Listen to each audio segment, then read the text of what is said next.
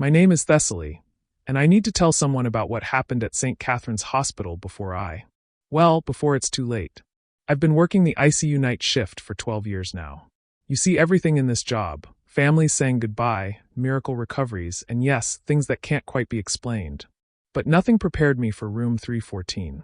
The room has been sealed since October 2019.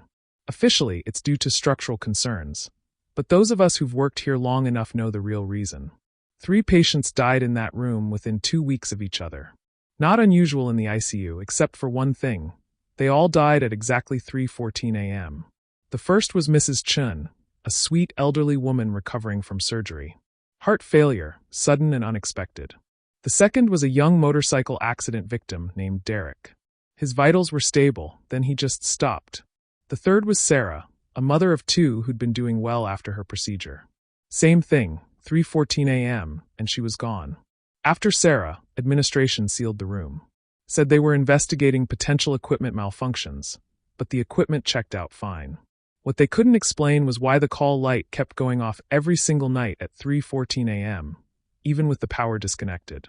At first, I thought it was some kind of electrical issue. Old hospitals have quirky wiring, right? But then patients in neighboring rooms started asking about the woman in the corner. Always the same description: middle-aged, wearing a hospital gown, standing by the window in room 314. Thing is, you can't see into that room from the other rooms. The angle is all wrong. I started paying closer attention during my rounds. Every night around 3 a.m., I'd walk past room 314, and without fail, the temperature would drop. Not just cool. I'm talking about a 20-degree difference from the hallway. My breath would fog up, and I'd get this feeling like someone was watching me through that sealed door. The really weird part? I could hear voices. Soft conversations, like 2 people talking in hushed tones. I pressed my ear to the door once, and I swear I heard a woman say, "She's listening. She knows we're here." I reported it to my supervisor, but you know how these things go. Thessaly's been working too many doubles. Maybe she should take some time off. So I stopped mentioning it and started documenting everything myself. Last month, things escalated. I was making my 2 a.m. rounds when I noticed something impossible. Fresh flowers on the windowsill of room 314. White lilies, arranged in a small glass vase. The same flowers that had been at Mrs. Chen's funeral 3 years ago. I know because I attended the service. I checked the maintenance logs. No one had entered that room. The master key logs showed no activity. Security footage revealed nothing unusual, just me standing in the hallway, staring at an empty room. But I could see those flowers clear as day. That's when I made the decision that I'm probably going to regret for the rest of my life, however long that might be. 2 nights ago, I used my master key to open room 314. The smell hit me first, not decay or mustiness, but something floral and antiseptic like a funeral home. The room was exactly as it had been left, except for a small stack of journals on the bedside table. My hands were shaking as I opened the first one. It was Mrs. Chen's handwriting. I recognized it from her intake forms. But the entries were dated after her death. Asterisk, October 15th, 2019, day 1. I don't understand why I'm still here. I can see the nurses walking by, but they can't see me. There's another woman here now, says her name is Sarah. She's confused too. Asterisk. The second journal was in Derek's messy scrawl. Asterisk, October 22nd, 2019. Sarah thinks we're supposed to help the new ones. The ones who die at 3:14. She says it's not random. Something is calling us at that time. Making sure we don't leave. Asterisk. I flipped through pages and pages of entries, all dated after their deaths. They wrote about watching the hospital at night, about seeing new patients arrive, about trying to warn the living about something they called the collector. The final journal was thick, filled with different handwriting from dozens of people. All patients who had died in room 314 over the years, going back to the 1980s. The last entry was dated yesterday. It was in my handwriting. Asterisk, December 18th, 2024. My name is Thessaly Martinez. I've been a nurse at St. Catherine's for 12 years. Tomorrow night, I will die in room 314 at 3:14 a.m. I know this because I wrote it myself, and I remember writing it, even though I haven't written it yet. The collector has been waiting for me. All those times I heard voices, felt the cold, saw the flowers, it was them trying to warn me.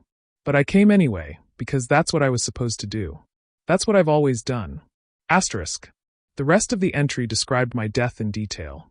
How I would return to the room tomorrow night, driven by curiosity and disbelief. How I would sit in the chair beside the bed, trying to make sense of the journals. How the temperature would drop to freezing, and I would see them all, Mrs. Chun, Derek, Sarah, and dozens of others. How they would apologize as my heart stopped at exactly 3:14 a.m. I ran, left the journals, left the room, and tried to convince myself it was some kind of elaborate prank. But deep down I knew better. It's 11:47 p.m. now. I've been sitting in my car in the hospital parking lot for 2 hours, writing this on my phone. I keep telling myself to drive away, to call in sick, to do anything except walk back into that building. But I can feel it pulling me. The same pull I've felt every night for months, drawing me toward room 314. My shift starts in 13 minutes. If someone finds this, please don't let anyone else work the night shift in the ICU. Seal off the whole ward if you have to. Because room 314 isn't just a room, it's a collection point. And I think I'm about to find out what it's collecting for. The clock on my dashboard just turned to 11:58 p.m. I can see the hospital entrance from here. There's a woman in a hospital gown standing by the doors, waving at me. It's me. Story 2. I'm Corbin, and I work the transplant ICU at Memorial Medical Center. After 15 years in this job, I thought I'd seen everything. Turns out I was wrong. It started 3 months ago with what seemed like a blessing. Our transplant success rate, which had been average at best, suddenly skyrocketed. We were getting perfect matches left and right, hearts, livers, kidneys, even rare tissue types that usually take months to find. The other nurses called it a miracle. I called it suspicious. See, in transplant medicine, perfect matches are about as rare as winning the lottery. The human leukocyte antigen system is incredibly complex, and finding compatible organs usually involves nationwide searches through databases like UNOS. But suddenly, we were getting 2 or 3 perfect matches every week. The organs always arrived the same way, a pristine white cooler delivered by a nondescript van at exactly 2:17 a.m. No delivery company logos, no shipping labels, just a temperature readout showing perfect preservation. Inside, we'd find the organ in a specialized transport container, accompanied by a single note written in neat handwriting, "Handle with gratitude." What bothered me most was the paperwork, or lack thereof. Every legitimate organ comes with a mountain of documentation: donor information, medical history, transport logs, chain of custody forms. These organs came with nothing. When I asked our transplant coordinator, Dr. Reeves, about it, she just shrugged and said the administrative side would sort itself out later. But it was the recipients that really started to worry me. Take Marcus, a 45-year-old mechanic who received a heart 3 months ago. His recovery was unprecedented. Off the ventilator in 12 hours, walking within 2 days, discharged in less than a week. Medically impossible, but there he was. The weird part came during his follow-up visits. Marcus started speaking fluent Italian during his appointments. He'd never been to Italy, never studied the language, couldn't even pronounce spaghetti correctly before his surgery. Now he was having full conversations with our Italian-speaking cardiologist about places in Rome he'd never visited, describing them in perfect detail. Then there was Elena, who received a liver. She began drawing elaborate maps during her recovery, detailed street layouts of a town called Millbrook that she'd never heard of. When I looked it up, I found out Millbrook was a small Pennsylvania town that had been demolished in 1987 to make way for a reservoir. Elena drew every street, every house, even marked where the old general store used to be. She had no explanation for how she knew any of it. The kidney recipient, James, started writing poetry in languages he didn't know. Not just any poetry, complex, beautiful verses in Welsh and Gaelic that, when translated, told stories of people and places that existed centuries ago. He'd wake up from surgery with entire poems fully formed in his mind, desperate to write them down before he forgot. I started keeping a log of these incidents, thinking maybe there was some neurological explanation. Anesthesia effects, medication interactions, stress-induced hallucinations. But the pattern was too consistent, too specific. The breaking point came last Tuesday. I was updating Marcus's chart when he grabbed my wrist. His eyes had this distant look, like he was seeing something far away. "She keeps asking me to tell her daughter she's sorry," he whispered. "Says her name is Catherine, and she needs to know about the music box hidden behind the loose brick in the basement wall." I asked him who he was talking about, but he just looked confused, like he'd snapped out of a trance. He had no memory of what he'd just said. That night, I couldn't sleep. I kept thinking about those organ deliveries, the missing paperwork, the impossible recoveries. So I did something I probably shouldn't have. I followed the delivery van. At 2:17 a.m. sharp, I watched from my car as the white van pulled up to our loading dock. The driver was tall, thin, wearing scrubs and a surgical mask. Nothing unusual there except for the way he moved, too smooth, too deliberate, like he was gliding rather than walking. I waited until he left, then followed at a distance. The van led me through the old part of town, past abandoned warehouses and empty lots, until it turned into the driveway of a building I recognized, Westmore Funeral Home. The place had been closed for over a decade. I parked across the street and watched. The van disappeared around the back of the building, and I could see lights flickering in the windows. Against every instinct I had, I crept closer. The back door was propped open, and I could hear the sound of equipment running. Refrigeration units, ventilation systems, the steady beep of monitors. I peered inside and felt my blood turn to ice. It was a fully operational surgical suite, cleaner, and more advanced than anything we had at the hospital. Stainless steel tables, organ transport containers lined up against the walls, and dozens of files scattered across a desk. But what really made me sick were the photographs. Pinned to a corkboard were pictures of every patient who had received one of our mystery organs. Marcus, Elena, James, and at least 20 others. But these weren't hospital photos, they were candid shots, taken before these people were ever admitted. Marcus working under the hood of a car, Elena gardening in her backyard, James reading a book in a coffee shop. At the bottom of the board was a new addition, a photo of me, taken through my bedroom window while I was sleeping. Below it, someone had written in that same neat handwriting, Corbin Mitchell, heart, excellent condition. I stumbled backward, knocking over a tray of surgical instruments. The crash echoed through the empty building, and I heard footsteps approaching from deeper inside. I ran. I've been sitting in my apartment for 3 days now, trying to figure out what to do. I called in sick to work, ignored my supervisor's calls, even thought about going to the police. But what would I tell them? That someone is harvesting organs from people who are still alive? That our transplant recipients are somehow connected to their donors' memories? The worst part is, I keep checking the hospital database, and all those mysterious organ deliveries have vanished from our records. It's like they never happened. When I tried to pull up Marcus's file, the system showed he received his heart from a standard UNOS donor. Same with Elena and James. Someone is rewriting history, covering their tracks. And somehow I'm next on their list. I can hear a van idling outside my apartment building. It's 2:17 a.m. The engine just shut off. Story 3. My name is Delphine, and I've been a night shift ICU nurse at Providence General for 8 years. I've seen patients in comas for months, watched families hold vigil by bedsides, and witnessed both miraculous recoveries and heartbreaking losses. But nothing, absolutely nothing, prepared me for what started happening 6 months ago. It began with Mrs. Rodriguez in bed 7. She'd been in a medically induced coma following a severe stroke, completely unresponsive for 3 weeks. Her family visited daily, talking to her, playing her favorite music, hoping for any sign of consciousness. Then one night in March, around 2 a.m., I heard her voice. Not moaning or the random sounds comatose patients sometimes make. She was having a conversation. "Yes, Mijo, I understand," she whispered, her voice clear and coherent. "Tell Papa I found his watch. It's in the shoebox behind the winter coats." I rushed to her bedside, but her eyes remained closed, her body still.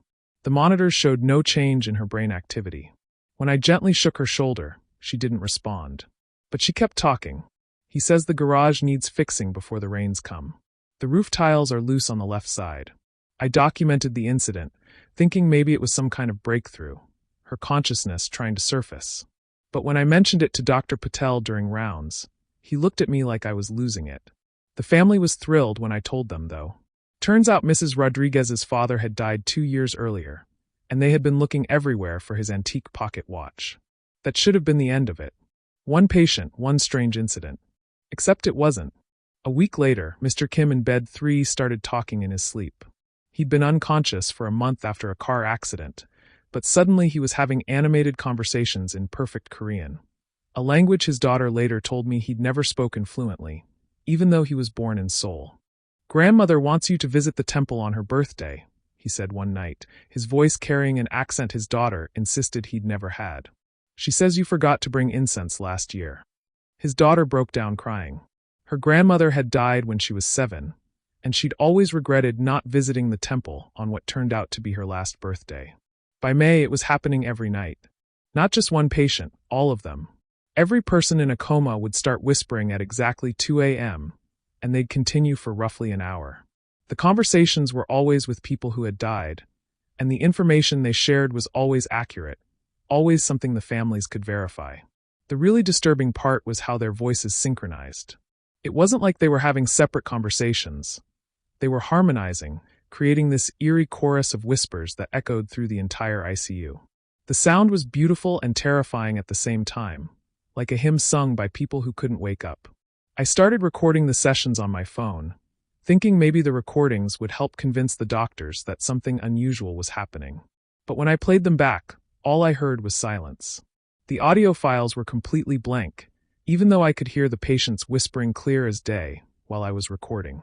Dr. Patel ordered sleep studies, EEGs, even brought in a neurologist from the university. All the tests came back normal.